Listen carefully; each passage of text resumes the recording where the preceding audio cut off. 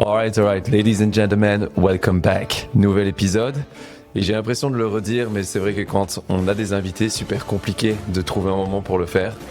2 invités, donc encore plus compliqué, et en plus de ça, entrepreneurs, sportifs, ils viennent de s'entraîner, et parents. Mais c'est chose faite aujourd'hui. Les gars, merci d'être là, merci de nous faire l'honneur d'être là. Et ouais, on va pouvoir démarrer. Comment vous allez ? Écoute, comme tu dis, on sort de notre session d'entraînement et puis on s'est fait un petit sauna, donc tout va bien. Tout va bien, ouais. Tout est bon. Donc là, vous êtes dans les conditions les plus parfaites pour pouvoir commencer cet enregistrement. Je viens de le dire, c'est timing un peu compliqué de temps en temps. Je pense qu'on enregistre au bon moment parce que vous m'inspirez beaucoup de par votre parcours et on partage le fait d'être tous les 3 parents à l'heure actuelle. Et je sais à quel point prendre 1 heure ou prendre ce temps est précieux. Donc voilà, merci vraiment encore pour le faire et curieux de tout ce que vous allez pouvoir m'apprendre à moi personnellement et tout ce que vous allez pouvoir apprendre aussi aux auditeurs. Au revoir. Ouais, on va commencer ce podcast par une question qui est assez générale, juste un peu de présentation pour que vous puissiez, que les auditeurs puissent vous connaître un tout petit peu plus. On a Alain, on a Emna. Quel est le point commun ? Les hommes commencent, honneur. Ok, donc moi je m'appelle Alain. J'ai quoi ? J'ai 32, 33 ? 33 plus ou moins, dans la trentaine. 32. J'ai 32 ans et comme tu l'as dit, je suis entrepreneur avec Emna qui est mon épouse mais aussi donc mon associé dans le business. On a créé une société qui s'appelle Quasi-Demi d'abord, qui est une société qui vend des produits naturels, bio et sains. En cours de route, on a décidé de lancer une autre aventure entrepreneuriale qui s'appelle Pulse Protein. Et donc, tu l'as dit aussi, on est parents, on a un petit garçon qui s'appelle Harry, qui a 1 an et demi, qui nous remplit de bonheur, mais qui remplit aussi bien nos journées. Les journées surtout. Et non, il y a la dimension sport aussi, tu en as parlé, mais on est les grands passionnés de sport, et c'est ça qui a aussi guidé notre aventure entrepreneuriale, le fait de lancer Pulse Protein. On fait beaucoup de courses à pied, on a fait des Irox, on fait beaucoup de sport outdoor, d'escalade, du ski nautique, du ski en montagne, bref, on est un peu des petits aventuriers. Ouais. Et voilà. C'est déjà une belle présentation. Hein. T'as tout dit. Et ouais, il a déjà dit beaucoup, il me semble. J'ai 33 ans, moi, en fait. Je suis un peu plus âgée qu'Alain. Mais sinon, c'est plus mature. Ouais, ça, c'est une autre discussion. Tu as évoqué le parcours entrepreneurial et c'est un sujet que je voulais justement aborder un petit peu avec vous aujourd'hui parce que je pense qu'il y a beaucoup de choses à en tirer. C'est le genre de parcours qui peuvent être, je pense, semés d'embûches, mais qui peut être ultra passionnant aussi. Ouais, alors semé d'embûches, ça c'est sûr. C'est passionnant aussi, mais c'est clair. En fait, quand tu commences à entreprendre, et en fait nous, on est sortis de l'UNIF, on a entrepris tout de suite. Moi j'ai travaillé un tout petit peu. Ouais. Mais on avait lancé l'aventure ensemble et puis moi j'ai pris un peu de recul, j'ai laissé commencer seul et elle a géré donc l'entreprise seule pendant 2 ans et en arrivant, moi j'étais plein d'idées reçues sur l'entrepreneuriat, je croyais que j'avais tout compris, j'allais débarquer avec mes 2 années d'expérience en consulting, je savais comment il fallait faire et ça a été une énorme claque de dire en fait je savais pas du tout et j'ai été très impressionné en découvrant tout ce qu'elle avait dû gérer au jour le jour. Et c'est vrai que tu dois avoir beaucoup de résilience. Et donc, nous, on a énormément de respect pour tous les entrepreneurs, mais encore plus pour les gens qui entreprennent seuls, parce qu'on a une chance d'être 2. Mais c'est sûr, il y a des moments plus difficiles, il y a des moments durs, il y a des moments où tu rentres chez toi et tu te dis j'ai plus envie, quoi. Il y a encore ce problème-là que je dois régler. Et c'est les moments où tu peux un peu te raccrocher à l'autre et dire... Ok, lui, il a l'air bon. Et donc, tu espères que les niveaux d'énergie comme ça fluctuent et tu t'adaptes aussi un peu à l'autre parce que forcément, si lui, il est dans un down... Ouais, c'est ça. C'est que tu sens qu'il y a des moments où tu n'as pas le choix. Et c'est de se dire que quand tu sens que lui est dans un down, c'est probablement le moment où toi, tu dois être dans un up pour pouvoir prendre le relais. Si tu te sens middle, tu te dis... Ouais, non, je me sens super bien, tout va aller. Donc, non, effectivement, il y a plein d'embûches, mais parcours passionnant et tu apprends beaucoup de choses, tu rencontres beaucoup de gens. Donc, on ne s'ennuie pas, c'est sûr. Au niveau de vos parcours scolaires, il me semble que vous avez tous les 2 fait Solvay. Oui, on a fait Solvay en effet. Tous les 2, on s'est rencontrés là-bas. Oui, on a fait notre bachelier tous les 2 là-bas. Et puis Alain, lui, est parti faire son master à HEC et puis au MIT à Boston. Et moi, je suis restée à Solvay parce que j'ai lancé en fait Quasi-Demi quand j'étais encore étudiante. Donc il fallait C'était un travail de fin d'études. Alors en fait, j'avais déjà l'idée avant de commencer Solvay d'ouvrir à l'époque, on parlait pas beaucoup de digital et d'e-commerce, donc j'avais plutôt l'idée d'ouvrir un supermarché dans lequel il n'y aurait que des produits sains. Et j'avais été inspirée par mon père qui est médecin spécialisé en nutrition. Et puis au final, je me suis passionnée pour le digital. Il y avait l'essor pour l'e-commerce durant ces années-là. Et puis j'ai commencé en fait pendant ma première année de master à lire des bouquins sur l'entrepreneuriat, réfléchir à comment j'allais le lancer. Puis finalement, j'en ai conclu que j'allais faire un site e-commerce et que j'allais saisir l'opportunité du mémoire pour faire un business plan sur Casidomi. Mais donc, c'était plus... Casidomi était une excuse pour écrire mon business plan là-dessus et déjà gagner du temps. Et puis, c'est plus Alain qui a fini par écrire mon mémoire parce que moi, j'étais déjà tellement dedans. À l'époque, on n'avait pas encore d'employés, mais j'allais devoir gérer les stagiaires, notre logisticien, sélectionner les produits, etc. Mais le business plan était réel. Il y avait des vrais chiffres dedans et c'était les vrais coûts de la logistique, les vrais coûts des produits. Donc, ouais, parce que généralement, un TFE, il finit très souvent dans un tiroir. Et là, finalement, c'était... Alors, c'est très drôle parce que je l'ai retrouvé, ce mémoire. Ouais. Et en fait, c'est marrant de voir un peu l'ignorance que tu peux avoir quand tu as 23 ans et ce qui s'est réellement passé. Sur papier, ça fonctionnait. Sur papier, ça fonctionnait. Ouais. Et en vrai aussi. Et en fait, c'est marrant parce que tu surestimes ce que tu vas pouvoir accomplir en 12 mois et tu sous-estimes à quel point ça compound et à quel point ça va augmenter. Et donc, quand tu voyais le plan... plus le chiffre d'affaires qu'on avait prévu et les ventes et le nombre de commandes, mais pour dire un chiffre, tu dis en fait je vais en faire 1000 la première année, peut-être que 500. Mais après, par contre. L'année d'après, ça sera peut-être 1500, 2000, et c'est pas du tout ça. En fait, tu fais 10 000, 50 000. Il y a un point d'inflexion où ça. Et ça monte très très vite. Et donc, sur les premières années, on était trop ambitieux dans le business plan, mais par contre, on avait été beaucoup plus loin, beaucoup plus vite sur les 3, 4e, 5e années. Quoi. Ouais. Donc ça n'était pas complètement. Après, c'est dur aussi de faire des projections alors que toi, tu n'as aucune idée de la vie réelle, en fait. Tu vois, nous, on n'avait jamais fait d'e-commerce, jamais fait de retail, de logistique. Et en fait, c'est dur de mettre des chiffres dans des cases alors que tu n'as même pas commencé, que tu connais pas, en fait. Et que potentiellement, même les études que tu entreprends ne t'apprennent pas tout ça. Elles t'aident, clairement, tu vois. Moi, il y a des bêtises, mais par exemple, je savais ce que c'était la TVA. Là où j'ai vu plus tard, en ayant des stagiaires ou en embauchant des personnes qui avaient fait des études de com ou du design, ils n'avaient aucune idée de ce que c'était la TVA à payer, à récupérer, etc. Donc, tu vois, ça t'aide quand même beaucoup. Et tous les concepts, tu les as. Le plan financier, je savais le faire. Pour pouvoir constituer la boîte. Mais par contre, il y a des choses où tu connais pas les codes du retail, quelle marge tu vas devoir donner tout ça, vous à des revendeurs. Ça, t'apprends sur le tas, tu vois. Et puis tu demandes, et ça, c'est un des trucs qui est vraiment cool, c'est qu'en tant qu'entrepreneur, t'es énormément aidé. Et il y a beaucoup de gens qui osent pas trop demander et tout, mais en fait, il faut, quoi. Et les gens sont là pour t'aider. Nous, on se fait encore contacter aujourd'hui très régulièrement. On demande très régulièrement. Il y a jamais personne qui te remballe, ou alors, s'il te remballe, tant pis, t'auras demandé, t'as rien perdu. Mais les gens sont là pour te donner des conseils. Il y a une super chouette communauté entrepreneuriale à Bruxelles. C'est ce que je pensais, dans le sens où, à partir du moment où tu entreprends, tu rentres un peu dans un cercle d'entrepreneurs. Et on vit tous c'est le même combat pour pratiquement tout le monde. Donc, t'as pas vraiment le choix que de t'entourer des bonnes personnes et d'arriver à trouver des conseils. Et tout le monde sera généralement OK avec le fait de pouvoir en donner. T'as ça, t'as aussi une espèce de respect de celui qui prend, parce que tu sais tu sais par quoi il passe. C'est dur.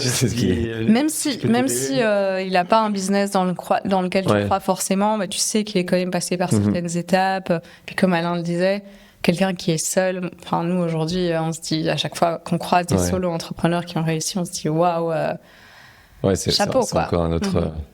Parce que même si tu as une super équipe avec un top management, etc., c'est pas la même chose. Ils ont pas la pression que toi tu vas avoir. Et en fait, tous les soirs, tu te couches en te disant j'ai encore ça à faire. Ta to-do, elle est interminable. À aucun moment tu pars en vacances et tu te dis je vais pas une seule fois ouvrir mes mails, mes Slack, d'office que tu vois, tu restes un petit peu connecté. Et puis t'as quand même, nous dans notre cas, on a des investisseurs, donc tu vois, t'as aussi certaines responsabilités. Au-dessus de toi, en dessous de toi, parce que tu as tes équipes, tu vois, mine de rien, tu as des parents qui doivent nourrir leurs enfants, tu n'as pas envie de fermer ton business du jour au lendemain. Et puis tu as des clients. Tu as envie de continuer à pouvoir servir tes clients. Donc tu es quand même avec une pression qui au début est hyper dure à gérer. Moi, typiquement, quand j'ai lancé la boîte, tu peux demander à Alain, je me réveillais la nuit, je synchronisais le back-office pour voir où est-ce qu'on en était dans les ventes. Dès que je voyais un mauvais feedback, je le prenais hyper à cœur. Puis en fait, t'apprends à gérer la pression. Et aujourd'hui, on a des personnes dans notre équipe qui nous disent, mais on sait pas comment vous faites, parce que dès qu'on vous annonce un truc, et parfois, il y a parfois des gros problèmes, vous pétez pas un câble, quoi. Vous le prenez de manière assez sereine et vous êtes hyper solution driven. Ouais. Mais ça n'a pas toujours été comme ça. T'apprends ça au fur et à mesure. Et, j'imagine. En fait, ça déteint positivement sur notre vie perso, parce que dans notre vie perso, les problèmes qu'on a à gérer, on les gère très facilement et on se dispute jamais. Aussi parce que, en fait, on n'a pas envie de se compliquer la vie avec d'autres choses, etc. Et on a déjà tellement de trucs à gérer au bureau que t'as pas besoin de piment en plus dans ta vie perso, tu vois. C'est parce que c'est bizarre. C'est une question que je me posais, à quel point, tu sais, on dit toujours ne jamais entreprendre en couple. Que ça peut être, ça peut être à double tranchant. Soit ça se passe super bien, ou soit je pense que ça peut vraiment être, ça peut être super compliqué à gérer. C'est clair. Après, quand tu regardes, il y en a quand même quelques-uns.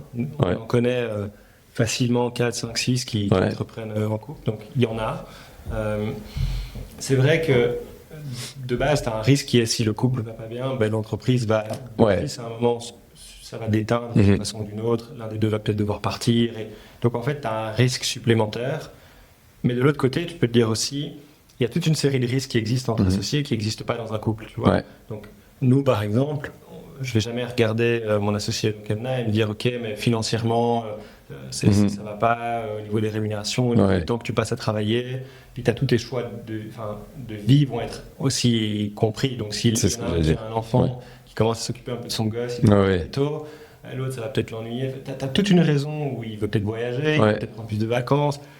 Là, en fait, nous, on est un bloc uni, on se comprend à 100%, puisque de toute façon, si on part en vacances, c'est par deux. Généralement. Mais du coup, t'as pas aussi toute une série d'autres raisons de conflit qui pourraient arriver. Donc, t'as ça. Mais par contre, tu dois apprendre à gérer. Donc, quand moi, j'ai rejoint, parce qu'à la base, Emna était seule, et moi, je suis arrivé, comme je disais, avec mes gros sabots, en croyant que j'avais tout compris, et elle m'a vite calmé en me disant... parce que toi, du coup, ton parcours était un petit peu plus dans la consultance, donc un petit peu à l'opposé de l'idée d'entreprendre ou de start-up. Ouais. Et en fait, si tu veux, moi, je travaillais chez McKinsey, qui est une boîte prestigieuse dans la consultance, qui conseille les plus grandes entreprises, et donc tu as des grands budgets... T'arrives là, t'es tout le temps en costume, au dernier étage. Tu passes ton temps à faire des belles présentations. Maintenant, il a son t-shirt. Quel plaisir. Mais du coup, tu te sens important et donc quand t'arrives, et en fait, tout est fait pour toi. Donc, il y a une personne pour gérer chaque truc. Tu dois booker un transport, etc. Puis t'arrives là, l'imprimante marche pas. Et les gens bossent aussi super tard. L'imprimante fonctionne pas. Tu prends quelqu'un à la réparer, tu vois. Et en fait, on me dit, vas-y. Et maintenant, en tant qu'entrepreneur, si tu n'as plus d'encre, c'est toi qui dois aller. Clairement. Donc moi, je débarquais dans l'entreprise en me disant, ok, je vais tout réformer, on va tout revoir, mais en fait, il y a plein de réalités que je n'avais pas compris. Tu as une culture qui est très différente. Moi, la culture que j'avais mise en place au sein de Casidonie, elle était super différente de celle qu'Alain avait chez McKinsey. Exact. Et je me souviens, un des trucs qui t'avait le plus frustré, c'était les horaires de travail. Parce que chez McKinsey, c'est normal d'aller bosser au-delà de minuit. Et chez nous, clairement, au bureau, t'as peut-être quelqu'un qui va à un moment pousser jusqu'à 20h, 21h, mais c'est rare. Et jamais quelqu'un va bosser au-delà de minuit. Et donc Alain, à 18h, il voyait les premiers commencer à se lever. Donc ça, déjà, tu voyais ses doigts. Comment ça se fait qu'il n'est pas déjà debout derrière son PC? Mais donc ça c'est vrai que ça a été un truc d'adaptation. Et puis, en fait, ce qui est compliqué, c'est qu'elle fait 100% des tâches avant que tu arrives. Et puis tu arrives et tu dois prendre une partie.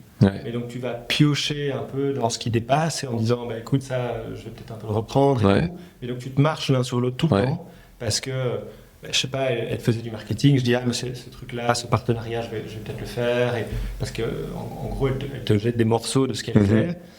Mais du coup, en fait, c'est pas du tout clair pour l'équipe qui décide quoi. C'est pas commun. Et en même temps, c'est normal, au début, tu peux pas prendre la moitié d'un tour. Non, clairement. Et il y a eu quand même une période, je dirais, ça a peut-être duré presque un an, où il y avait un flou comme ça. Et je me souviens qu'on a dû à un moment s'asseoir et dire, bon, qu'est-ce qui toi te donne de l'énergie? Qu'est-ce qui moi me donne de l'énergie? Ok, alors déjà, ça, on se le répartit comme ça. Et qu'est-ce qui est le plus logique aussi vis-à-vis de l'équipe, avec qui tu as envie de travailler dans la team? Et en fonction de ça, on a commencé à créer un truc. Et après, on a dû de temps en temps revoir un ou deux blocs, mais c'est resté plus ou moins commun. Et depuis, donc, Emna gère tous les aspects marketing qui touchent aux clients et le site web. Alors que moi, je gère un peu le back-office, les trucs légaux, financiers, RH, la logistique, ce genre de choses. Mais ça a tout changé. Parce que avant ça, en fait, on se marchait dessus. Et tu pouvais imaginer une scène où on était avec l'équipe. Puis moi, je disais oui, elle disait non. Et puis finalement, le ton monte. Ouais. Et en fait, en couple, t'as moins de filtres. T'as pas de filtre. Ouais. Et donc, assez vite, ça commence à devenir un peu émotionnel. Là où il y a une espèce de filtre de bienséance dans un bureau où les gens vont pas dire tout de suite ce qu'ils pensent, vont être calmes. Il y a comme un certain équilibre. Il y a un professionnalisme que t'as pas en couple. Et donc, assez naturellement, tu commences à défendre ton idée vraiment très très fort. Et je me souviens que l'équipe... Chacun la défend, quoi. Et donc, t'en as deux qui sont dans la même salle, qui se tournent les pouces et qui se disent, mon Dieu, qu'est-ce qui va se passer? Et surtout pour les personnes qui sont là, parce qu'ils savent que vous êtes en couple. Donc ils disent, ok, mais moi je ne peux pas prendre parti. Je peux dire qu'il n'y avait aucun mot qui sortait de leur bouche. Donc, et ça n'allait pas, tu vois. Et en fait, ça t'oblige aussi, comme disait Emna, à ramener dans ta vie privée une espèce de professionnalisme. Alors après, c'est un peu bizarrement dit comme ça, mais ça veut dire que quand tu rentres chez toi, tu as aussi ces réflexes de poser les mots, de faire attention aux mots que tu emploies, de ne pas élever la voix ou t'énerver pour un truc et de dire ok, je vais écouter ce que l'autre a à dire et je vais être un peu mesuré dans mon approche. Et en fait, ça marche juste mieux. Donc effectivement, quand tu as géré des gros problèmes la journée parce que, je sais rien, un jour on nous appelle... il y a une inondation dans l'entrepôt, génial. Tu rentres chez toi et le lave-vaisselle pas débarrassé. Tu relativises pour beaucoup de choses. Et donc, effectivement, ça fait que tu as un rythme dans ton couple qui fonctionne super bien parce que tu as trouvé comment bien séparer les tâches, chacun respecte l'autre. Et surtout aussi, et ça c'est vrai pour tous les associés, pas que en couple, mais quand même ça nous a pris du temps, c'est à 100% le respect de ce que l'autre dit et fait et de dire, ok, devant l'équipe, on est un bloc, on est soudés, et jamais je peux dire ok, qu'est-ce qu'elle a foutu et commencer à critiquer son idée. Il n'y a aucun moment où tu peux descendre l'autre devant. C'est super important. Et c'est vrai que parfois, un peu naturellement, mais quand tu n'es pas d'accord, tu t'exprimes, mais il vaut mieux garder ces sujets en disant ok, ça, on va en parler en huis clos. Et finalement, ça marche. Et puis après, on revient avec un discours qui est plus clair pour l'équipe. Mais si eux, ils ont l'impression que c'est un peu. Papa a dit oui, c'est quoi ce truc Et à un moment, ils ne savent plus sur quel pied danser. Non, c'est clair. Et je pense que, comme tu l'as dit, ça a pris quand même une année entière. Et c'est de se dire que quand tu entreprends quelque chose, ça prend du temps. Et si ça prend un an, ça prend un an. Si ça prenait 2 ans, ça prend 2 ans. Mais je pense qu'il y a un moment, c'est bien de pouvoir faire ce choix, de se dire, ok, on va scaler un petit peu, chacun a ses aptitudes. Et comme tu l'as dit, ça arrive à respecter aussi ce que chacun fait. Et à aucun moment essayer de vouloir prendre le dessus. Et je pense que dans ton cas, Emna, c'est peut-être plus compliqué aussi dans le sens où il arrive, comme il a dit avec ses gros sabots, et c'est arriver à oser déléguer et se dire, ok, peut-être là-dessus, je lui donne le contrôle. En fait, la base de tout, c'est aussi la confiance. Parce que tu vois, je pense que tu peux être un couple très complémentaire si derrière, tu te fais pas confiance, ça va jamais marcher. Moi, je fais confiance dans le travail d'Alain. Parfois, il y a des feedbacks, évidemment. Et c'est mutuel et c'est cette confiance qui fait que ça fonctionne. Mais si derrière, on doit l'un l'autre passer derrière chaque chose, chaque décision et tout, ça marche juste pas, tu vois. Mais c'est là où la force de peut-être déjà être un couple fonctionne. Tu vois, un couple qui se fait confiance. Parce que même chose, tu peux entreprendre avec ton meilleur ami, avec n'importe qui. Il y a cette confiance qui doit être créée. Et ici, de par le fait que vous soyez un couple, ça a juste facilité la chose. Ouais, mais après, tu as aussi la confiance. En fait, tu vois, on se comprend, on a fait... Peut-être que le fait qu'on ait fait les mêmes études aussi, tu vois, on a un peu une manière de réfléchir très souvent assez comparable. Et je trouve que le travail qu'Alain fait est super qualitatif. Et tu vois, régulièrement, il bosse sur des projets. Et je me dis, c'est bien, tu vois.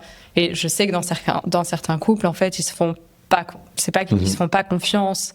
Pas confiance en tant que couple, mais professionnellement... ils doutent des aptitudes de chacun. Est-ce qu'elle est capable de faire ça ou de faire ça, tu vois. Et donc, ça, pour moi, c'est la base de tout couple entrepreneurial, que ce soit un couple dans la vie perso ou non, tu vois, faut se faire confiance et si c'est pas le cas, d'office que tu auras des problèmes. Ouais. Bon, en tout cas, oser en parler et exprimer un peu. Ouais.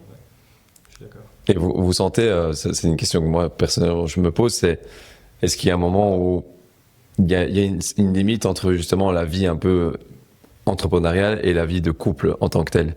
Est-ce qu'il y a vous arrivez à vous dire ok, ben là maintenant on stoppe et on ne parle plus d'entrepreneuriat ou on ne parle plus de la boîte et on reste. C'est une question que tout le monde nous pose vraiment. Mais moi je me la pose parce que pour être dans le même cas, j'aimerais bien savoir. Mais en fait ça se fait de manière très naturelle, donc. Il y a pas, on ne s'est jamais dit maintenant quand on passe le pas de la porte de la maison. C'est fini, vous n'avez pas instauré une règle en disant. Okay. Et en fait, on bosse sur des sujets différents, on gère des équipes différentes, et donc on aime bien à la fin de nos journées d'ailleurs échanger, demander t'as eu quoi comme meeting, sur quoi t'as bossé, etc. Mais il y a des moments où Alain ou moi, on peut aussi très bien dire bon voilà, pas envie d'en discuter là maintenant. Typiquement, moi, parfois, je remonte des trucs et je suis là, j'ai vu ce problème-là. Et Alain me dit de manière très franche, c'est peut-être pas le moment. En fait, on en parle demain, on met un meeting, et puis voilà, mais là, c'est ma soirée, j'ai pas envie de penser à ça, tu vois. Mais donc, surtout, pour construire là-dessus, c'est que ça dépend des sujets. T'as des sujets qui sont drainants, qui sont des problèmes, etc. Ceux-là, t'as pas envie de les avoir à table à 20h quand t'es chez toi et t'as envie de te détendre. Et puis, t'as des sujets excitants, tu vois. Et donc, moi, ça me dérange pas du tout. Par exemple, moi, je gère les lancements de produits. Typiquement, elle est curieuse. Ok, c'est quoi le prochain truc qu'on lance? T'as goûté? C'était bon? Ça va ressembler à ça. Mais ça fait partie de votre quotidien et vous êtes passionné, donc tu peux pas l'ignorer. Tu vois, tu peux pas te dire je rentre à la maison et on arrête de discuter de tout ça et on discute que d'autres sujets qui sont complètement lambda. Il y a un moment où, comme tu dis, si ça te passionne de pouvoir tester, tiens, j'ai vu ça, j'ai vécu ça aujourd'hui. Ok, parlez-en. Tu vois, je pense que. Du coup, en ayant cette limite qui est, si c'est des sujets qui nous épuisent... Oui, il y a le bon moment. Peut-être, probablement qu'il y a un soir où vous allez devoir en parler parce que il faut, parce que peut-être c'est dans l'urgence et que vous êtes OK pour le fait d'en parler maintenant. Mais il y a peut-être d'autres fois où, non, on se dit, on met ça sur le côté parce que on a peut-être d'autres choses à faire. Il y a, comme tu dis, il peut y avoir un lave-vaisselle à débarrasser, il peut y avoir un enfant à aller border un petit peu. Dire l'enfant change aussi énormément ça. Parce que ça recadre beaucoup de choses et bon, ça vous force peut-être à devoir vraiment un moment. À un moment, tu te déconnectes. Moi, j'ai jamais autant déconnecté depuis que Harry est dans notre vie. Parce que, en fait, on n'est déjà pas beaucoup là la semaine. Parce que tu récupères ton enfant vers 18. En tout cas, dans notre cas, on le récupère vers 18h30. Et à 19h30, il dort. Donc, l'heure et demie que tu vas avoir avec lui, elle a intérêt à être qualitative et tu n'as pas le temps d'être sur ton téléphone ou de discuter ou quoi, tu vois. Donc je trouve que ça te permet vraiment d'avoir un cut super marqué à la fin de ta journée. Et puis, parfois ça nous arrive de reposer après, mais tu vois, au moins on a 1h30 où clairement le focus est sur autre chose. Ouais, et puis ça reclasse un peu les ordres d'importance, tu vois. Je me dis aussi, ok, effectivement, il y a eu tel ou tel sujet aujourd'hui qui s'est passé, mais t'es là, tu retrouves ton gosse chez toi. C'est pas le choix, bien sûr. C'est tellement gai. Donc, ça te fait aussi réaliser l'importance des choses. Je pense que c'est le cas pour plein de gens. Le jour où tu as un enfant, ça remet un peu en ordre l'importance de la famille, d'être en bonne santé, d'aller bien, etc. Versus ton parcours professionnel qui est super, j'ai envie de réussir, mais pas au prix de n'importe quoi. Et donc j'ai aussi envie de dégager du temps, j'ai pas envie de passer mes week-ends devant mon ordi alors que j'ai un enfant qui me dit j'ai envie d'être là. Donc c'est clair que ça t'aide aussi à potentiellement c'est des choix qui sont un peu différents et que si vous revenez 1 an et demi un peu en arrière, peut-être que le week-end vous auriez encore pris plus de temps pour bosser et que il fallait pas aller chercher le petit à la crèche. Ok, on bosse encore 1h30 en plus. Mais à l'heure actuelle, il n'y a pas le choix. Et si vous voulez mettre un peu en avant cette vie de famille et cette qualité de vie et d'avoir des vrais moments, mais ça vous force à devoir mettre de temps en temps cette vie entrepreneuriale un peu sur le côté. Et c'est pas du tout, c'est pas négatif parce que mais c'est pour un bien. C'est que c'est pas forcément qu'on le fait à 80%. Tu vois. Non. Au contraire, ce qu'il y a, c'est que tu changes un peu l'intensité avec laquelle tu t'occupes sur certaines tâches. En fait, si t'as pas d'heure à laquelle tu dois rentrer, tu zones un peu.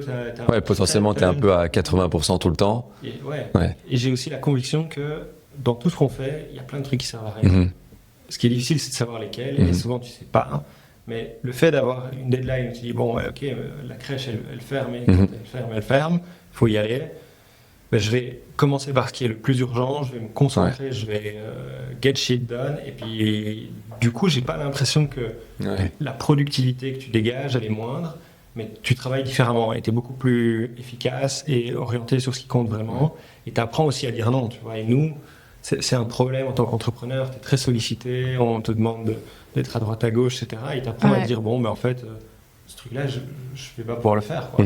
Et nous, on a plein de gens, parce qu'en plus, on est une boîte B2C, donc on est beaucoup plus visible que beaucoup d'autres boîtes qui sont plus discrètes, parce que simplement, elles travaillent dans du B2B. Et donc, il y a plein de gens qui nous connaissent, et donc ils nous contactent pour des travaux. C'est des sollicitations. Des trucs comme ça. Et avant, on disait tout le temps oui, et puis à un moment, tu apprends à dire, bon, ben, en fait, je peux pas tout faire. Mais ça veut dire qu'au final, dans ta journée, tu fais pas moins, tu vois. Tu fais mieux. De ces trucs un peu parasitaires, etc., qui prennent du temps et de l'énergie, et tu fais juste mieux ce que tu dois faire, quoi. Ouais. Mais ça, c'est un bon exemple, c'est de se dire, ben voilà, même en ayant cette volonté de devenir parent, ben il y a la place pour pouvoir faire un peu les deux. Parce que ce qu'il y a, c'est que je pense, il y en a beaucoup, et tu les entends, et qui se disent, ben ok, à l'heure actuelle, j'ai envie d'entreprendre, et par contre, du coup, ils mettent complètement de côté, ou peut-être qu'ils refoulent même des envies de se dire, ben voilà, j'ai envie d'avoir un enfant. Parce que genre, les deux, c'est peut-être pas possible. Alors peut-être que oui, à un début d'une boîte, quand tu la démarres, est-ce que c'est vraiment le moment le plus opportun? Ça, peut-être que c'est une question qui doit quand même être posée. Mais en fait, tu trouves des solutions, tu vois. Toujours. Être entrepreneur, c'est gérer des projets en parallèle tout le temps. Et avoir un enfant, c'est un projet en plus, alors qu'il n'est pas les moindres, tu vois. Mais tu finis par trouver du temps pour t'arranger, organiser, etc. Tu vois. Moi, j'ai l'impression, c'est jamais le bon moment pour avoir un enfant, c'est jamais le bon moment pour lancer sa boîte. Tu vois, les gens trouvent beaucoup d'excuses, mais en fait, quand ça te tombe dessus, la plupart des gens y arrivent. Ouais. Et ce qu'il y a, c'est ici, ce que moi j'ai cette réflexion-là, c'est ici vous avez commencé par le parcours entrepreneurial qui vous a déjà un petit peu appris cette résilience, qui du coup se transfère probablement fort dans la vie de parentale en se disant, ben voilà, là j'ai pas le choix, je dois le faire, c'est quelque chose. J'ai eu des problèmes à gérer, comme vous dites, avec le boulot. Mais maintenant je le gère avec mon enfant, tu vois, et ça fonctionne comme ça. Et à contrario, tu pourrais commencer avec cette vie en tant que parent, te rends compte que il y a beaucoup de choix à faire, et que ça puisse t'apprendre à te dire maintenant tu peux commencer quelque chose d'entrepreneurial, et tu as cette résilience qui a été créée, parce que pour moi il n'y a pas plus grande résilience qu'avoir un enfant. Tu vois. Et c'est un truc, évidemment, nous, quand on a lancé la boîte, on n'était pas encore parents, et on a des employés qui sont devenus parents avant nous, et c'est vrai qu'à l'époque on ne se rendait pas du tout compte de ce que ça représente comme effort. Et donc je regrette qu'on n'ait pas été plus empathique aussi vis-à-vis de ça. On n'était pas des tortionnaires. Non, mais clairement, on ne se rendait pas tout à fait compte. Tu vois, quand le gars arrive, il dit la nuit était compliquée. J'ai pas bien dormi. Toi, ça rentre par une oreille, ça sort par l'autre. Ouais, parce que c'est comme si j'ai eu mal dormi. Ok, tu t'es réveillé une fois. Et tu te rends pas compte que et puis quand toi, tu vis tes premières nuits de parents, tu te dis oh là là, le brouillard, tu te réveilles. Mais c'est vrai. Et là, pareil, j'ai pensé à ça juste avant qu'on enregistre. Et je me suis dit, mais c'est vrai que on n'a pas été très empathique avec les personnes. Et tu vois, quand on nous dit, ouais, tu verras quand tu seras parent, tu te dis, ouais, mais ça c'est une phase en bateau, tu verras quand moi je le serai, je vais gérer, tu vois. Mais et finalement, tu te dis, ils avaient raison. Ils avaient raison, parce qu'il y a vraiment des périodes où c'est le chaos. Ouais. C'est le chaos, et il y a des moments où probablement ça sera le chaos, et dans votre vie entrepreneuriale, et avec Harry. Et là, c'est comment est-ce que vous allez gérer? Vous avez l'expérience pour pouvoir le faire. Et le fait, encore une fois, d'être deux, parce que ça aussi, le fait de pouvoir élever son enfant à deux, ça change aussi pas mal de choses. Et là, tu te dis, beaucoup de respect pour les personnes qui sont entrepreneurs solo. Mais aussi pour les parents. Exactement, c'est la même chose. C'est un parcours qui est presque identique. Exactement. Énormément de respect. Je me suis déjà dit un paquet de fois. Ouais. Mais ça te permet, le fait d'être deux, ça te permet aussi d'avoir un peu de temps pour toi. Parce que tu vois, quand tu gères au final ta boîte, que tu as un enfant, ça prend déjà une grosse partie de ton temps. Et il y a des moments où tu as besoin de consacrer un petit peu de temps pour toi, pour ton bien-être, faire du sport, etc. Et nous, Alain et moi, on faisait beaucoup de sport à deux avant, à l'arrivée d'Harry. Et aujourd'hui, on en fait beaucoup moins et on est beaucoup plus c'est l'un et puis l'autre, etc. Ouais. Mais au moins, on continue à avoir du temps pour nous et on a besoin de pouvoir avoir ce temps pour nous, ce sport, pour aussi un peu nous échapper, penser à d'autres choses, enlever la pression dont je te parlais, que tu as quand même un peu tout le temps, tu vois, derrière toi. Et avoir des moments comme maintenant, vous pouvez vous réentraîner ensemble. Et là, vous appréciez encore plus ces moments. Ouais. Mais c'est vrai qu'ils sont devenus plus rares. C'est rare. Ouais, effectivement. Parce que alors, ça veut dire que tu es quelqu'un d'autre qui s'occupe de ton enfant. Et donc, il faut trouver des gens qui le font. Là, en l'occurrence, Harry avec sa marraine, qu'on remercie. Je la remercie aussi, Nico. Et c'est vrai que du coup, tu n'as pas envie qu'il soit tout le temps à droite à gauche, tu as envie de t'en occuper. Donc, ça, c'est un paramètre à prendre en compte. Après, il y a aussi des formules où tu peux t'en occuper. Bon, la salle de sport, ça juste pas. Mais nous, on aime beaucoup aller courir avec lui. On le met dans sa poussette et on est parti. Vous l'avez fait, ça? on le fait souvent. Et il adore. Il finit toujours par faire des grosses siestes. Il a peut-être fait, je sais pas, j'aurais envie de dire 100 ou 200 km dans sa poussette. J'ai pas encore passé le step. Non, c'est chouette. Je l'ai pas fait. Tu dois juste trouver un terrain qui et la bonne poussette aussi. Nous, on va. Franchement, si t'es sur du bitume, ça passe. Même une simple maxi cosy. Nous, on n'a pas encore pris les trucs tues. Avec les 3 euros. On va craquer bientôt, je pense. Je crois qu'à un moment, il faudra passer sur un plus gros truc. C'est sympa. Et c'est vrai que c'est des moments où tu es avec lui. Et puis, en fait, il y a beaucoup de moments où tu prends autant de plaisir que lui, si pas plus. Quand nous, on va voir des animaux, par exemple, et au final, tu finis par t'extasier parce que tu vas voir des animaux, mais parce que c'est ton enfant qui va être, qui va être hyper enthousiaste, etc. En fait, ça nous procure du plaisir aussi, tu vois, et c'est des trucs où avant, ça nous serait jamais venu à l'idée d'aller faire 500 mètres en sortant de chez nous pour aller voir les chevaux du voisin, tu vois. Aujourd'hui, mais tu fais avec plaisir. C'est mon rituel presque quotidien. je connais les chevaux, ils ont tous leur prénom, évidemment, parce que tu es obligé de les raconter chaque fois une histoire. Mais c'est vrai que c'est des petits bonheurs comme ça. Clairement. Et ça, c'est hallucinant. C'est hallucinant comme ça peut te remplir. Et puis, c'est vrai que il n'y a rien à faire. Tu peux avoir la journée la pire.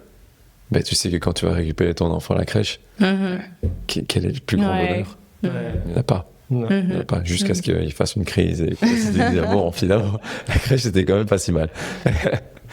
On a parlé beaucoup de cette vie entrepreneuriale. Maintenant, juste Casidomi en tant que tel. Est-ce que, parce qu'on n'a pas expliqué exactement comment... Qu'est-ce que ça représente et quelles sont un peu les valeurs de la marque et de cette boîte. Mais donc, Casidomi, on l'a lancé, d'abord Emna et puis moi je l'ai rejoint, mais le projet était de distribuer toute une catégorie de produits, d'abord alimentaires, et puis on a fait du non-alimentaire, donc vraiment faire une épicerie de produits sains, naturels, que tu pourrais acheter les yeux fermés, en toute confiance, donc très, très majoritairement bio aussi, avec un vrai travail sur les ingrédients qui sont dans les produits. Donc, comme Emna le disait, il y avait une influence de son papa qui est nutritionniste et qui était très engagé très tôt dans toute l'alimentation naturelle, saine, etc. Donc on a créé ce catalogue de 4000 références pour que quelqu'un puisse faire toutes ses courses sans réfléchir. Et puis on a ajouté une formule d'abonnement annuel qui permet d'acheter les produits avec un prix réduit, parce que c'était la principale barrière. Les gens disaient, ok, je veux manger plus sainement, mais c'est un peu plus cher. Et donc, tu payes 59 €, et en échange de ça, tu as des réductions sur tous les produits. Et donc, tu achètes finalement au même prix que si c'était des produits standards en supermarché, mais ils sont sains, ils sont naturels, et le tout pour 59 € par an. Donc, on a commencé comme ça, et puis l'entreprise a grandi, on a recruté, on a envoyé de plus en plus de commandes en France, en Belgique. Et puis, on a créé la propre marque de Casidomi. Donc, au départ, on distribuait 400 marques différentes et on a lancé notre propre marque avec d'abord des produits à la noix de coco, l'huile de coco, le sucre de coco, puis on a fait des kombucha, des pestos, des pâtes, on a fait plein de trucs. Et maintenant, on a 200 références qui sont très majoritairement des produits alimentaires. Et en cours de route, on a rencontré des gens chez Deleuze qui nous ont dit, en fait, nous, on aime ce que vous avez créé, la confiance que vous avez des consommateurs et l'engagement que vous défendez. Donc, on aimerait créer des rayons dans nos magasins pour distribuer les produits. Et c'est vrai que nous, c'était une question qu'on s'était longtemps posée en se disant, est-ce qu'on reste pur online ou est-ce qu'un jour, on ouvre un magasin? Donc ça, c'était notre idée. Est-ce qu'on ouvre une boutique? Mais c'est un savoir-faire différent. Tu dois avoir du personnel en physique qui est scié, etc. Tu dois équiper des magasins. C'est une logistique complètement différente. Il faut d'office faire des produits frais. Or, nous, on fait que de l'ambiant, donc pas de produits frais. Donc, c'était quand même vachement différent comme aventure. On s'est 10 fois posé la question. On a hésité à un moment, on a failli faire un pop-up et puis le Covid est arrivé, on l'a fait. Et puis, cette opportunité avec Deleuze fait qu'on s'est dit, ok, on y va, on teste. Ouais, finalement, il vous donne un peu l'occasion de le faire sans prendre vous-même les risques. Et donc, on s'est dit, ça nous permet de toucher les gens physiquement et qu'ils puissent découvrir nos produits un par un. Parce que tu ne commandes pas sur un site internet pour acheter un pot de peanut butter, parce que tu as les frais de livraison, etc. Donc, nous, il y avait beaucoup de gens qui nous disaient cette barrière à l'achat elle est quand même importante. J'aimerais 1 ou 2 produits. Et du coup, le fait d'être en physique, les gens l'ajoutent juste dans leur panier. Donc, on a lancé cette collaboration avec Deleuze en s'installant d'abord dans 3-4 magasins. Et au début, c'est un peu le chaos. C'est aussi un métier un peu différent. Ouais. Et puis, on est monté. Et maintenant, on est dans tous les Deleuze de Belgique. On rentre chez Louis Deleuze, qui est leur petit frère qui vient de racheter. Et donc là, on est dans presque 1000 magasins en Belgique. Et donc, il y a encore beaucoup de choses à faire, mais ça fait évoluer l'aventure aussi différemment. Et on est devenu, du coup, avec un peu 2 métiers, à la fois l'online et en même temps l'autre métier qui est de pousser une marque en magasin. Ouais, parce que ça vous oblige à devoir aussi travailler justement sur cette identité de la marque, de se dire, ok, on a du branding pour le online, mais par contre, on est obligé d'avoir du physique, et je suppose que dans le physique, ça vous oblige à travailler, par exemple, sur un aspect beaucoup plus visuel, de se dire, ok, ça doit être vendeur, et de par votre marque, dans un rayon, il faut arriver à faire un peu la distinction. Il y a des codes, clairement, qu'on a appris au début. On n'avait pas les mêmes packaging qu'aujourd'hui. On avait des packaging qui étaient faits pour être attractifs en ligne. Mais en fait, quand tu mets ton produit en rayon, tu as envie qu'il soit le plus visible possible. Il faut qu'il ait la bonne taille, parce que s'il est trop haut, il va être mis tout en haut. Alors que les emplacements stratégiques, c'est ceux qui sont à hauteur d'yeux. C'est aussi tous des codes. En fait, c'est tous des codes. Et c'est obligé de les apprendre. Tout adapté. Il y a les prix aussi sont pas les mêmes online ou en physique. Donc il y a eu quand même beaucoup d'apprentissage. Et là maintenant, ça fait quelques années que les produits sont également distribués dans le retail et qu'on a compris. D'ailleurs, ça nous a beaucoup aidé dans l'aventure suivante, parce que une fois que tu as connu, tu comprends que tu as des contacts aussi dans le retail et que tu relances une boîte qui est amenée à être distribuée dans le retail, tu gagnes beaucoup de temps, parce que tu prices directement comme il faut, tes packaging ont les bons formats, les bonnes couleurs, et encore, on a quand même encore fait quelques petites adaptations sur base des retours consommateurs. Et t'as les contacts, parce qu'avoir les bons contacts dans le retail, c'est pas forcément évident. Donc, lancer un deuxième business qui est dans le même secteur, avec une audience similaire au premier, ça aide quand même vachement. 100%. Donc, Casidomi, c'était, on va dire, c'est le premier bébé. Exact. Mais ça l'est toujours. Et ça l'est toujours. Il y a eu un deuxième aussi.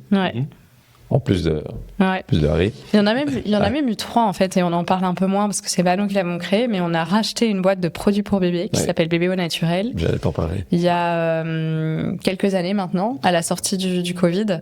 C'était pas nous qui l'avions créé. La boîte avait une grosse dizaine d'années d'existence. C'était un pionnier dans les produits naturels pour bébés en France. Et on l'a racheté en se disant... il va y avoir plein de synergies aussi avec Casidomi. Ça va nous permettre, comme c'était 2 boîtes où on faisait majoritairement des volumes online, ça va nous permettre d'avoir des meilleurs coûts de transport, parce que tu négocies sur base de volumes qui sont plus élevés. Puis c'est des valeurs qui sont communes, certains producteurs communs, etc. Et en fait, à ce moment-là, quand on a repris la boîte, on n'était pas parents, Alain et moi. Et donc, on n'avait pas forcément une compréhension. On a plus sauté sur cette opportunité qui était une opportunité business, mais c'était pas un truc de passion ou parce qu'on croyait à fond dans le produit, etc. On y a cru beaucoup plus le jour où on est devenu parents, où là, pour la première fois, en fait, on a dû passer des commandes sur Bébé au naturel, acheter des couches, tester, tu vois, comprendre ce à quoi tu fais attention en tant que parent et tout. Chose qu'on faisait depuis le début sur Casidomi, tu vois. Casidomi, on est les plus gros clients et on commandait depuis le début, tu vois. Vous-même consommateur. Et on est consommateur et Casidomi répondait à un problème auquel on faisait face, parce que nous-mêmes, quand on achetait dans les supermarchés, tu vois, on regardait les étiquettes, on s'assurait qu'il n'y avait pas de mauvais additifs, etc. Et donc, on a racheté cette boîte qui a continué à être pilotée par l'équipe bretonne. Et puis, il y a 1 an et demi, on a eu envie de relancer une boîte, parce que Casidomi a 10 ans. Donc, 10 ans, en fait, c'est beaucoup. Pour une boîte, c'est un peu le... Ce moment où elle est bien établie, elle tourne, elle fonctionne. Voilà, les équipes savent, tu vois, ce qu'il faut faire. Alors, il y a de temps en temps des nouveaux projets. Le gros projet qu'il y a eu ces dernières années, c'était le lancement du B2B, mais maintenant, ça tourne assez bien. Et en fait, quand tu lances un projet, tu le lances souvent parce que tu as une fibre entrepreneuriale et tu t'attends pas souvent à devenir manager. Et en fait, au plus ta boîte grandit, au plus t'as de personnes en général, au plus il y a des process qui sont mis en place, etc. Et donc, au plus tu t'éloignes de cette casquette, de ce rôle entrepreneurial, et au plus tu te rapproches d'un rôle plutôt managérial. Et Alain, comme moi, on a toujours beaucoup aimé le côté innovation, création. Alain, il adore développer des nouveaux produits, il a toujours 50 000 idées, etc. Très créatif. En termes de marketing aussi, tu vois, c'est vraiment beaucoup plus sympa de lancer, de penser à des nouvelles campagnes, de toucher les nouvelles audiences, de faire un nouveau site, etc. Et donc, on avait très envie de faire ça. Il y avait ça, et pour compléter, quand tu es entrepreneur, tu fais plein d'erreurs, et tu te dis toujours, si on pouvait recommencer d'une page blanche... Et il y a des choses que tu peux pas faire marche arrière sur Casidomi encore aujourd'hui. Si demain on devait recommencer, il y a des choses qu'on ferait pas de la même manière. Mais aujourd'hui, il y a déjà eu trop d'investissements. On est déjà trop avancé que pouvoir tout recommencer, tu vois. Et donc tu rêves parfois de cette feuille blanche et de dire, ok, on a le canevas vierge devant nous et on peut faire ce qu'on veut. Et vraiment, on part d'une base hyper saine et on fait un truc canon dès le début, sans refaire toutes les erreurs. Et ça, t'en rêves. Et tu le fais jamais, ou alors le jour où tu arrêtes ta boîte, tu la prends, que sais-je, et puis tu relances quelque chose d'autre. Et ça nous chatouillait quand même, quoi. Donc on s'est dit, là on avait... Et alors, ce qui a aussi guidé le lancement de Pulse, donc on est des passionnés, nous, comme je le disais, de sport, on est consommateurs de protéines, et on avait une frustration de l'univers protéines hyper bodybuilding, très... le gros seau noir écrit en fluo, etc., hyper masculin. Pas toujours très sain. Pas toujours très sain et naturel, plutôt orienté prise de masse, etc. Alors que nous, notre audience de clients historiques chez Casidomi, c'était beaucoup des femmes, des gens qui veulent vivre sainement. Et donc, ils ne se reconnaissent pas du tout dans ces univers, alors que les études scientifiques sont claires. Pulse, les protéines, c'est des produits qui sont sains. C'est important d'en consommer peut-être un peu plus que ce qu'on recommandait jusqu'à maintenant. Parce que ça a des bénéfices sur plein d'autres choses que les muscles, les cheveux, la peau, le sentiment de satiété pour le maintien d'un bon poids, l'immunité, plein de choses. Et du coup, on se disait, c'est pas possible que chaque fois qu'on parle de protéines, les gens nous regardent en disant bodybuilding, quoi. Il faut qu'on change cette image, il faut qu'on crée un produit qui est naturel, qui est sain, qui est qualitatif. Et on aurait pu le faire sous la marque Casidomi, mais on se disait, on a envie de le faire d'une part. Et c'est comme ça qu'on s'est dit, ok, vas-y, on crée un nouveau truc, clean, du départ, et on le lance. Et donc ça, c'était il y a un an et demi, toute fin 2024. Et puis... Et là, du coup, vous sentez qu'il y a une influence de tout ce que Casidomi a pu vous apporter pour vous dire, ok, on recommence quelque chose. Et on sait que dès le départ, on sera pratiquement parfait, ou bien malgré tout, vous sentez que... Tu refais des erreurs. Tu refais des erreurs quoi qu'il arrive avec une nouvelle boîte. Et je crois vraiment, je comprends, il y a beaucoup d'investisseurs qui veulent investir que dans des entreprises de gens qui ont déjà entrepris au préalable. Après, il faut aussi... Il faut commencer quelque part. Qui commencent quelque part, exactement. Donc c'est entre guillemets un peu trop facile, mais je comprends parce qu'il y a quand même plein d'automatismes. Et on parlait tout à l'heure de la communauté d'entrepreneurs. En fait, quelle que soit l'entreprise que tu as fondée, tu passes quand même un peu par les mêmes problèmes. Tu vois, la gestion humaine, la gestion des clients, les trucs, l'informatique, digital, etc. Donc, tu as plein de choses comme ça où à un moment, tu rencontres ces problèmes, tu apprends à les gérer, tu développes des mécanismes, tu apprends à prendre des décisions rapidement, à gérer ton stress, enfin, tous ces trucs dont on a parlé. Donc, clairement, je nous sens beaucoup mieux armés aujourd'hui pour entreprendre que ce qu'on était il y a 10 ans. Alors, on a eu une certaine chance et on est passé un peu entre les gouttes et on est toujours là avec Casidomi. Mais c'est clair que quand tu repars du point de départ avec ce bagage que tu as, tu avances quand même vachement plus vite, quoi. Mais tu dis vous êtes reparti d'une page blanche, mais quand on remarque quand même, il y a une certaine ADN qui se ressemble entre Casidomi et Pulse. Ça reste des marques avec des audiences très similaires. Tu vois, c'est dans les deux cas des gens qui ont envie de prendre soin d'eux, qui sont actifs. Et puis ça reste des marques avec des valeurs similaires. Tu vois, la santé, l'environnement des deux côtés. Casidomi, on a fait beaucoup d'efforts dans ce sens-là. Pulse aussi. Dans les 2 cas, on est certifié B Corp. Les produits Pulse sont plant-based, tu vois, pas juste pour des raisons de santé, mais aussi parce que c'est plus écologique. Et donc, c'est sûr que c'est les mêmes personnes qui les ont créés aussi derrière, avec elles-mêmes aussi, tu vois, les mêmes idées, les mêmes valeurs. Donc, C'est clair. Et où est-ce que vous voyez un petit peu, comment est-ce que vous voyez la marque un peu évoluer sur Pulse, justement? Parce que à l'heure actuelle, elle est très concentrée sur l'aspect protéine, qui est un peu la marque, le produit phare. Il y a les bars, il y a les boissons, vous avez lancé aussi. Ouais. Est-ce que ça restera principalement ça va rester marque l'univers protéine, et c'est la raison pour laquelle on a aussi fait une marque séparée de Casidomi, qui est plutôt une marque nutrition. Par contre, c'est une marque où aujourd'hui, nous, on a vraiment des projets d'expansion à l'international. Et donc, on s'est déjà bien développé en Belgique. On est en train de rentrer en France. On est déjà aussi dans des endroits un petit peu exotiques, comme la Réunion, la Guadeloupe et à l'île Maurice. Au moins, ça forcera les voyages. Voilà. mais on veut vraiment internationaliser la marque et devenir la marque européenne de produits protéinés saine pour tout le monde. Donc ça, c'est l'ambition. Et puis au-delà de ça, on a quand même aussi des idées de lancement d'autres boîtes, alors toujours des marques. Et en fait, on a créé, si tu veux, une société mère au-dessus de Pulse et de Casidomi et de Bébé au naturel, qui a pour ambition, au final, de devenir un groupement de marques avec ses valeurs, par contre, partagées. Tu vois, dans les 3 cas, ça reste des marques où on veut casser l'ultra-transformation, le manque de naturalité, les respects de la planète, etc. Tu vois, donc ça, c'est vraiment des trucs qui nous tiennent beaucoup à cœur. Et je pense que c'est même un sujet qui commence aussi, où les gens commencent à vraiment comprendre à quel point c'est important. Et tu sais, après, moi, ça, c'est mon point de vue de par toutes les conversations que je peux avoir avec pas mal de personnes. Tu vois, tout ce qui est l'alimentation, justement, bio, un tout petit peu plus... un peu plus juste respectable de notre environnement. Il y a encore quelques années, tu le retrouvais pas même dans des grandes surfaces, tu en avais très peu. Tu vois, et tu devais vraiment te... Oui, si tu regardes sur 10 ans, clairement, on est plus avancé. Si tu regardes sur 5 ans, pas sûr.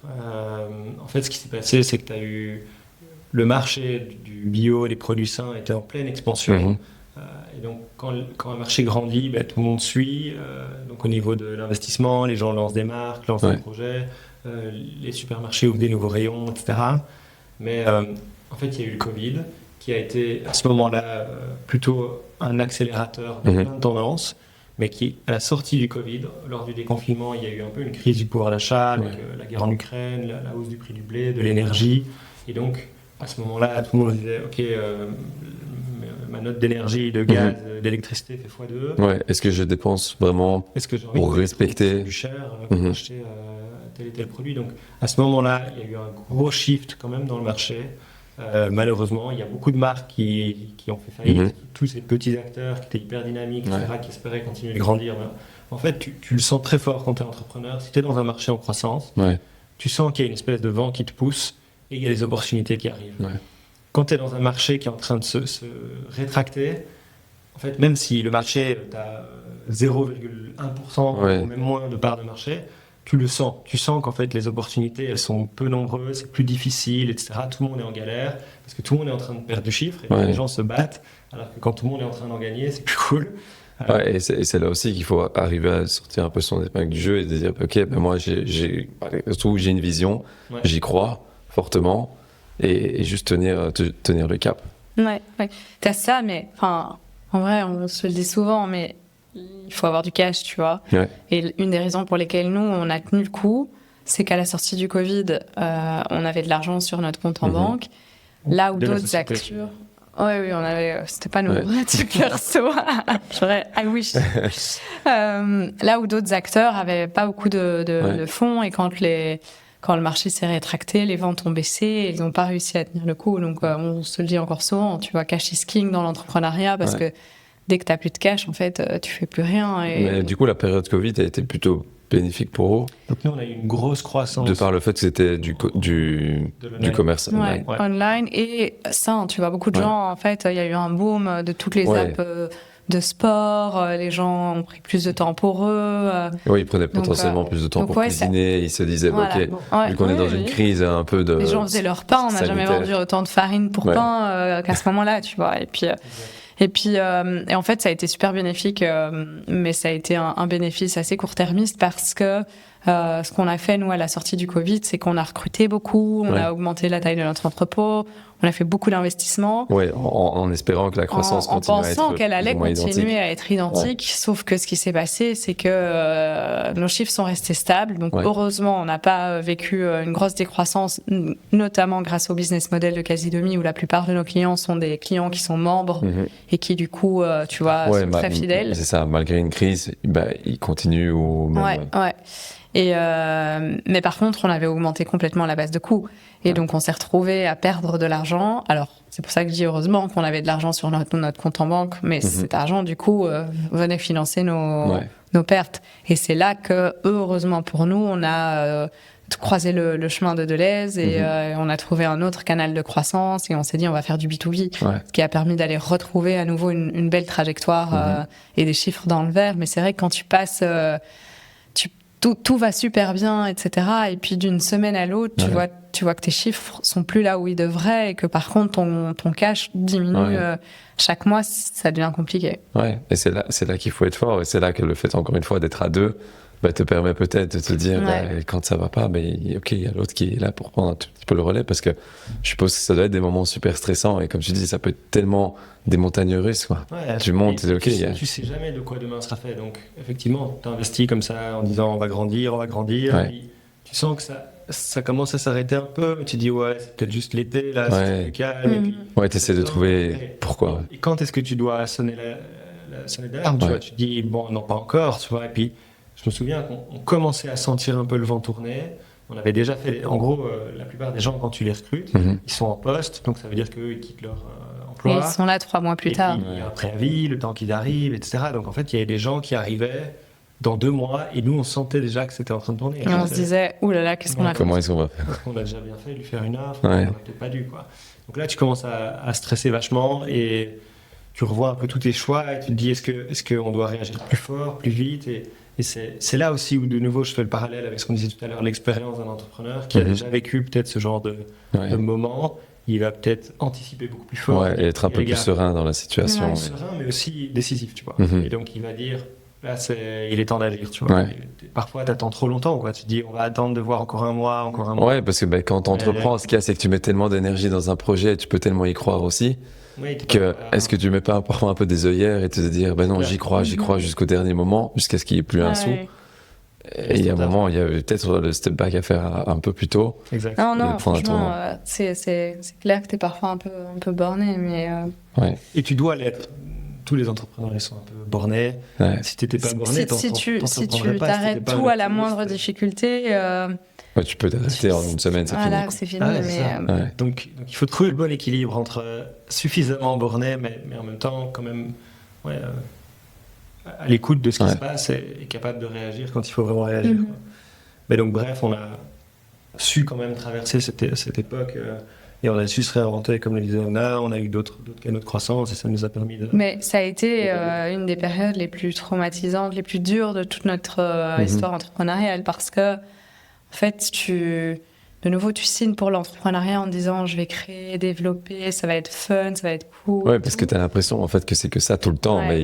Et puis en fait, tu te retrouves dans des périodes comme ça et tu fais l'inverse, tu te déconstruis, tu dois te séparer de certaines personnes dans ton équipe et tu rentres chez toi et tu te dis j'ai rien créé quoi. Aujourd'hui, j'ai juste fait marche arrière et annoncé à des partenaires que on n'allait plus pouvoir collaborer et négocier pour avoir une moins grosse surface d'entrepôt. Et en fait, c'est dur, tu vois, et tu as envie que cette période soit la plus courte possible. C'est dans l'ADN d'un entrepreneur, c'est de se dire, on entreprend et on construit quelque chose. Et à partir du moment où tu dois faire ce step, et comme tu dis, déconstruire, évidemment, c'est de la frustration, mais c'est savoir que tu peux malgré tout de temps en temps déconstruire, parce que tu sais que finalement, le futur, il est quand même beau. Mais et alors un truc qui aide vraiment beaucoup, et nous, ça nous a vraiment donné un gros coup de boost, c'est d'avoir des investisseurs, dans notre cas, qui étaient super supportifs et qui nous ont dit écoutez, on va être là, ça va être pas facile, mais on va être là. Et ils ont même remis de l'argent alors que la société n'était pas en très bonne situation, mais parce qu'ils ont cru en nous et ils nous ont encouragés. Et ça, en fait, c'est aussi ce dont tu as besoin, parce que tu sais déjà que c'est pas facile, tu sais déjà que les choses vont être compliquées.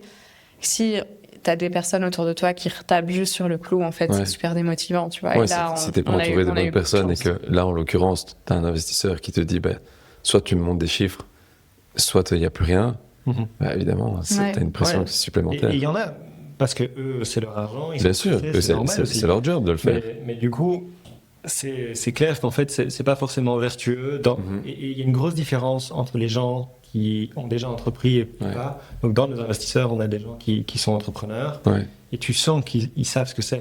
Et donc, ils sont aussi assez intelligents pour pas te descendre le moment où tu dis, on a des problèmes. En fait, c'est le moment où justement ils changent de discours et ils disent, ok les gars, on s'assied du même côté de la table, on regarde dans la même direction, on va trouver des solutions. Parce que le problème évidemment, c'est que ton équipe, toi, tu es aussi un peu un salesman envers ton équipe. Parce qu'il faut qu'ils estiment que le temps qu'ils passent avec toi, il est justifié. À l'évidence, en start-up, tu ne gagnes pas le mieux que tu peux gagner. Donc, si tu veux maximiser tes gains, tu es probablement mieux d'aller dans une grosse boîte qui va mieux payer, qui va t'offrir une sécurité d'emploi supérieure, etc.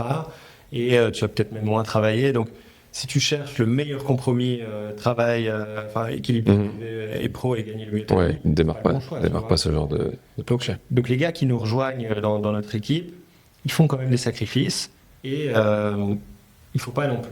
Si tu es trop transparent avec eux et que tu leur dis putain aujourd'hui c'est quand même vraiment compliqué, etc., ils vont rentrer chez eux, ils vont se poser de sérieuses questions.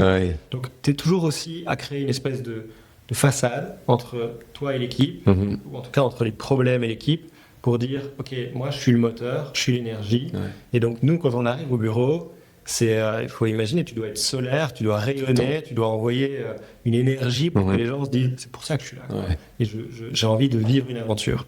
Et donc quand tu es en train de déconstruire des choses, les gens le voient, ils s'en rendent bien compte. Donc quand tu dis ça fait 3-4 ans que tu fais que grandir, et puis tout à coup tu grandis plus, les gens se disent waouh, il se passe quand même un truc. Eux-mêmes ils doivent se protéger aussi. On passait quand même notre temps à leur dire ça va aller, on va trouver. On était hyper positifs, tu vois, alors qu'il y a des moments où on rentrait à la maison, Alain et moi, et on était là, ouais, c'est quand même dur, j'espère que ça va. Et c'est là l'avantage aussi d'être justement en couple comme ça, c'est que vous ne devez pas vous cacher.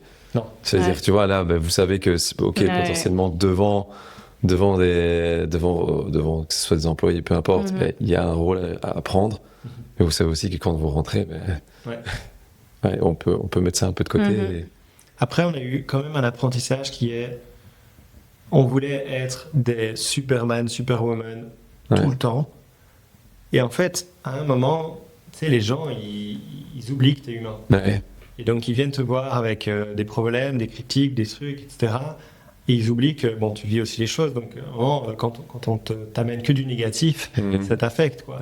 Et donc, je me souviens d'une conversation en particulier de Emna qui dit justement à un gars de l'équipe qui était dans cette dynamique. On était dans cette période compliquée, etc. Et donc lui vient et il a commencé à déverser que des trucs négatifs et à dire en tant que manager vous devrez ceci, etc. Et au bout d'un certain moment, je lui ai dit en fait, on nous dit que des trucs négatifs et on n'en demande pas beaucoup. Typiquement, on demande 0 reconnaissance, etc.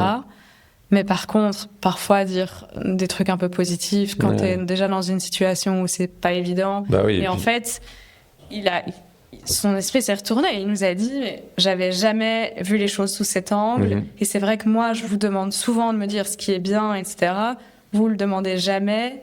Mais je réalise que si j'étais à votre place, en fait, ce serait vraiment compliqué, quoi. Et ça a été une super bonne discussion parce que les choses ont évolué par la suite et même s'il y avait des choses parfois négatives à faire, tu sentais que c'était chaque fois en temporisant un petit peu et en mettant un peu de positif aussi à côté.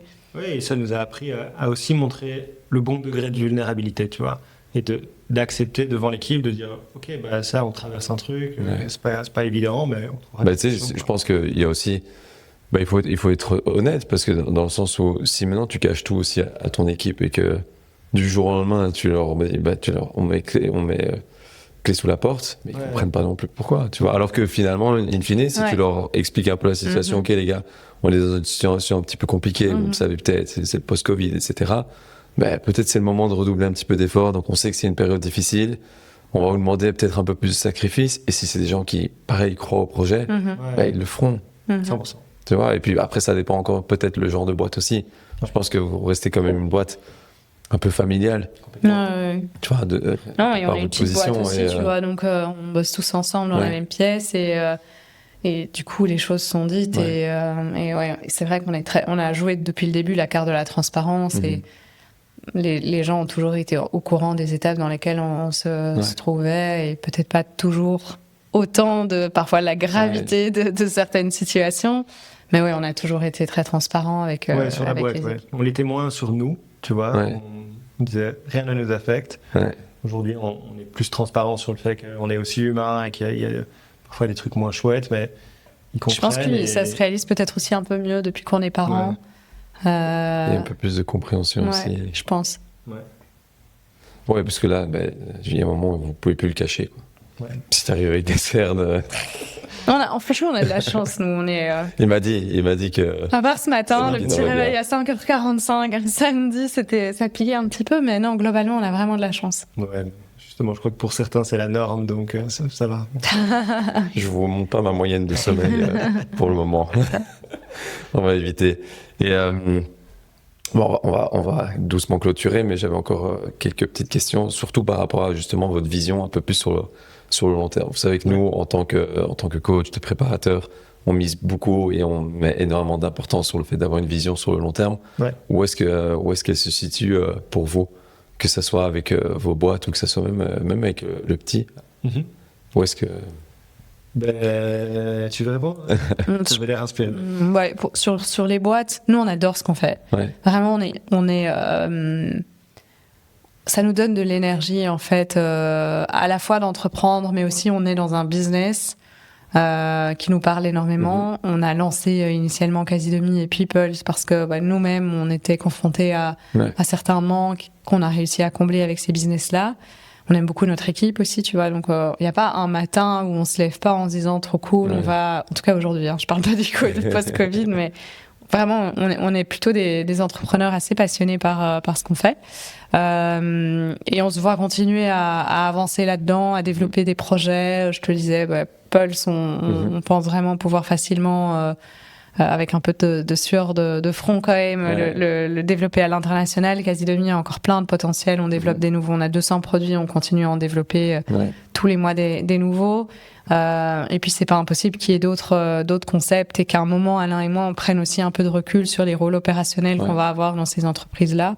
Peut-être qu'un jour on sera plus les CEO de ces boîtes et tu vois qu'on sera plus. C'est dans une vie entrepreneuriale, il y a un peu cette finalité, tu vois. C'est comme est-ce qu'il y a vraiment une fin au jeu? Ou est-ce que finalement ça c'est dur quand il y a touché. Nous on connaît quand même quelques entrepreneurs qui ont vendu leur boîte et qui ils se trompent pas les pouces aujourd'hui, quoi. Ils sont tous dans des nouvelles aventures et ils sont tous à recréer des choses ou à coacher des entrepreneurs, etc. Donc ils sont toujours assez proches de l'entrepreneuriat. Ça s'arrête jamais. Ouais. Après, on a quand même envie de construire une famille, tu vois. C'est un truc qui nous tient tous les deux beaucoup à cœur. Donc on espère pouvoir avoir un petit deuxième qui est pas encore en route aujourd'hui, mais tu vois, moi je viens d'une famille de 4 enfants, Alain de 3, on a envie de reproduire un petit peu l'ambiance qu'il y a eu quand on était plus jeune. Et donc et on a envie de le faire bien en étant présent aussi, tu vois, et c'est aussi pour ça que je disais à un moment qu'on libère un peu de temps sur l'opérationnel pour pouvoir aussi, tu vois, se consacrer à notre famille. C'est des choses auxquelles on aspire. D'autant plus que, tu vois, les années passent, en fait. Et tes enfants, ils auront l'âge d'aujourd'hui qu'une seule fois, tu vois. Donc, c'est quelque chose qui nous tient à cœur. Et après, d'un point de vue sport, on a envie de continuer aussi à se mettre des challenges. Et tu vois, là, on est encore inscrit à des IROX, des marathons, etc. Et je pense pas que ça va s'arrêter. C'est aussi un des trucs qui nous drive, tu vois. Et on a envie de... On fait aussi très attention au côté prévention, tu vois. Moi, mon père, il est spécialisé en prévention et donc depuis toute petite, il me dit il faut pas régler les problèmes quand ils sont là, il faut les appréhender et consommer comme il faut aujourd'hui, et faire du sport, ça contribue aussi à la bonne santé, etc. Et on a envie de vieillir en bonne santé et de continuer à faire attention aussi à nous, d'un point de vue perso, et ça passe par le sport. Et je pense que je peux parler pour Alain aussi là-dessus. Nous, on adore, on a un esprit assez compétitif tous les deux. Et je pense que toute l'équipe nous confirmera ça. Et ça nous aide aussi à nous inscrire, tu vois, à des aérox, à des courses, etc. Parce que tu as un objectif qui est défini et tu as envie de donner le meilleur de toi-même. Et donc ouais, mais beaucoup de choses qui sont en fait assez, on les fait déjà beaucoup aujourd'hui, tu vois. On n'aspire pas à un changement radical. C'est vous, c'est votre manière de vivre et c'est probablement ce que vous avez fait déjà depuis des années et des années. Et par contre, on a envie d'expérimenter. Et donc, je sais pas encore qu'est-ce qu'on fera, mais tu vois... Il y a beaucoup de trends, hein. Il y en aura des suivantes. Et en plus, on en a quand même pas mal suivi, mais voilà, on teste des triathlons, on teste, je disais, l'escalade, tu vois, ça peut être du kite, ça peut être plein de choses. On aime beaucoup le côté un peu aventurier. Mais d'ailleurs, on voudrait partir 1 an à l'étranger en 2028 pour vivre un peu une autre expérience aussi. Moi, j'ai lancé Casidomi quand j'étais encore étudiante et donc j'ai pas eu cette opportunité d'aller bosser à l'étranger ou même de passer un peu de temps à voyager. Donc là, on s'est dit qu'on allait voyager un peu en 2028 sur le même fuseau horaire, comme ça, on n'était pas trop déréglés par rapport aux équipes.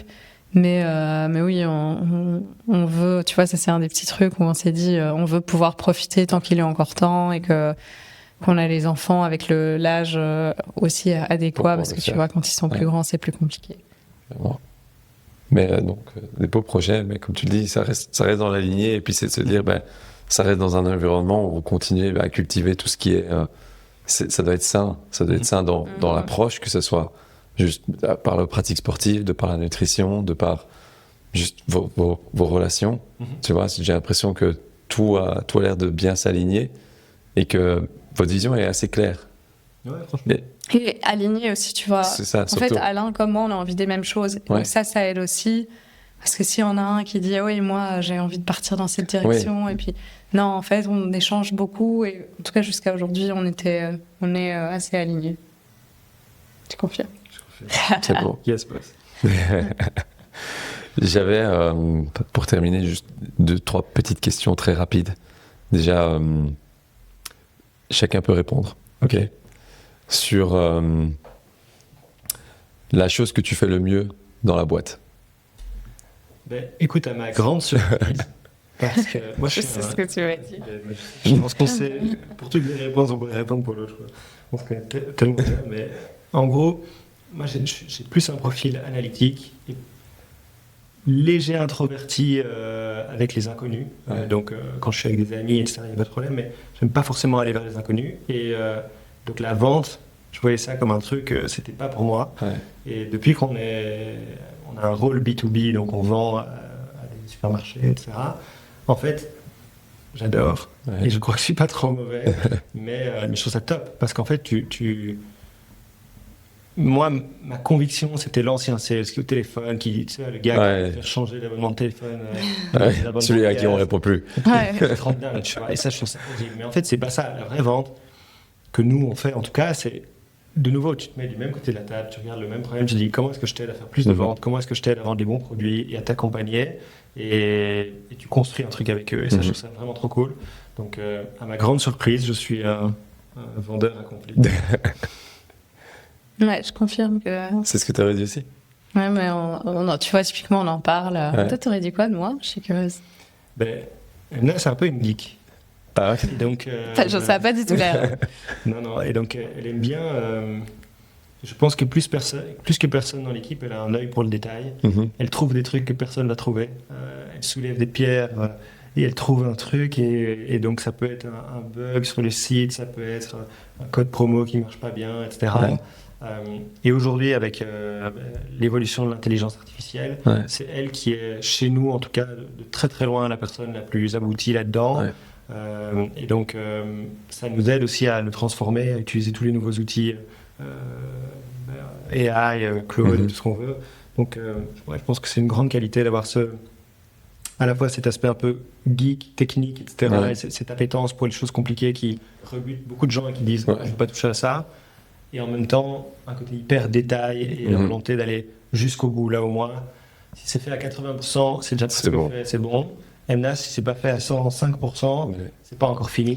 Mais ce qui est une qualité comme un défaut, hein, parce qu'il y a des moments où clairement 80% ce serait bien, et d'autres moments où c'est très bien que ce soit parfait. Et d'ailleurs, c'est parfois des moments où avec Alain, il peut y avoir peut-être une. Tu vois, moi je suis là, mais pourquoi t'as pas été jusqu'au bout, quoi?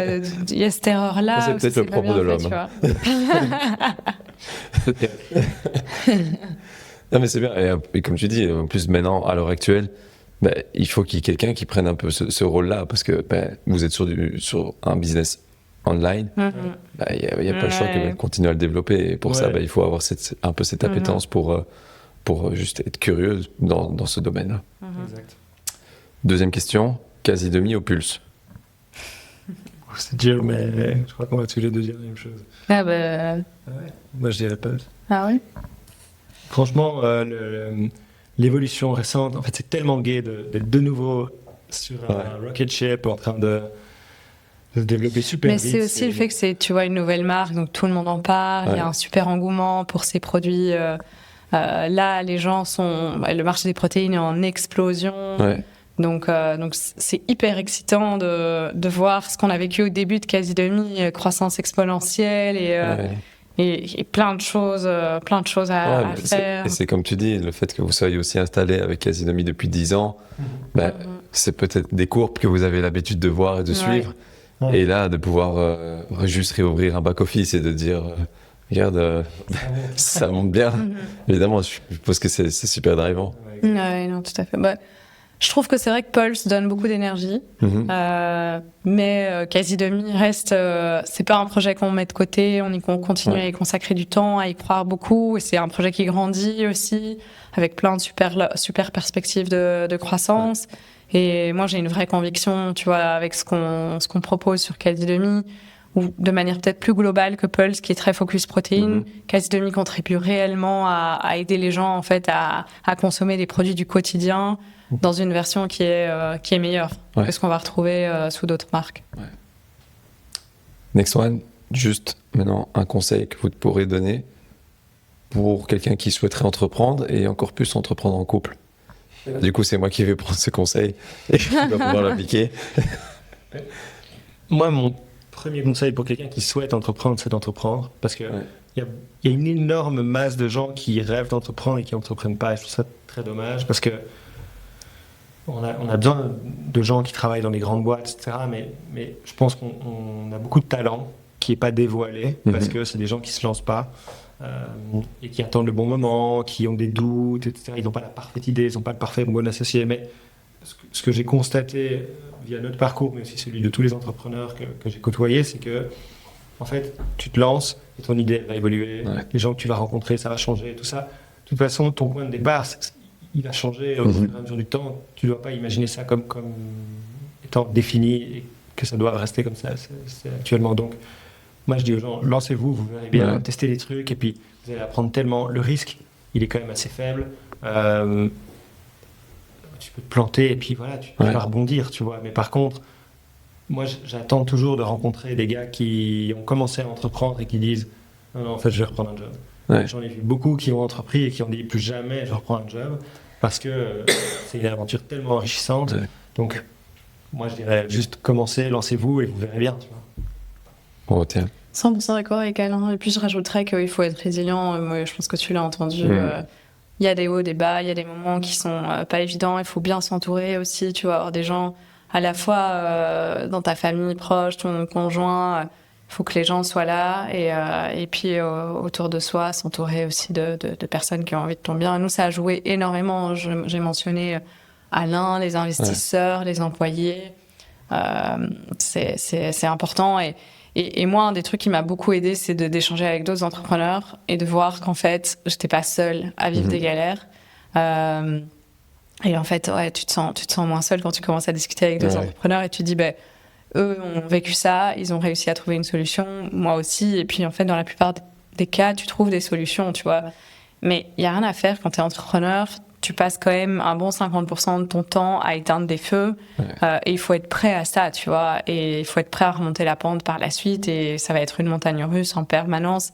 C'est jamais long fleuve tranquille, tu vois. En particulier, je pense, à l'époque dans laquelle on vit, avec tout qui est en train d'être révolutionné, etc. Donc c'est vraiment hyper important d'avoir cette capacité à être résilient et à pouvoir faire face aux difficultés et à rebondir quand c'est nécessaire. Ouais. Donc, en résumé, ça va être dur, mais faites-le. Faites-le. Et dernière question, là c'est un peu plus dans l'humour. Bébé, entrepreneur ou sportif de haut niveau? Ouf, je te laisse commencer. Pas facile, mais j'ai un peu une tendance à dire entrepreneur parce que tu vois, nous-mêmes on l'est, et puis je pense que tu as parfois aussi... moi, il y a eu des business familiaux, tu vois, au sein de ma famille, du coup. Et je trouve ça aussi sympa, tu vois, de pouvoir léguer ce que tu as fait à quelqu'un d'autre. Ou même, je trouve que l'entrepreneuriat, c'est tellement génial. Et c'est dur, ça c'est sûr. Mais tu vois, à côté, tu rencontres plein de gens incroyables. Tu apprends énormément.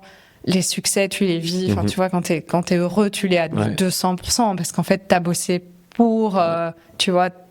En général, si Casidomi grandit ou si Pulse grandit, c'est dû clairement aux équipes qui en font beaucoup, mais c'est nous les moteurs qui sont devant, tu vois. Donc, tu as une espèce de fierté aussi que quand tu réalises ces projets. Donc, moi, je trouve que c'est beaucoup de bonheur, c'est pas évident. Donc, comme je disais, c'est bien qu'il soit bien entouré. Sportif de haut niveau, c'est quand même vachement différent. Nous, on discute aussi de temps en temps avec des sportifs de haut niveau. C'est des carrières qui sont pas faciles parce que c'est souvent sur une période assez définie. Parce qu'après, à un moment, tu vieillis et malheureusement, tes performances sportives sont plus les mêmes.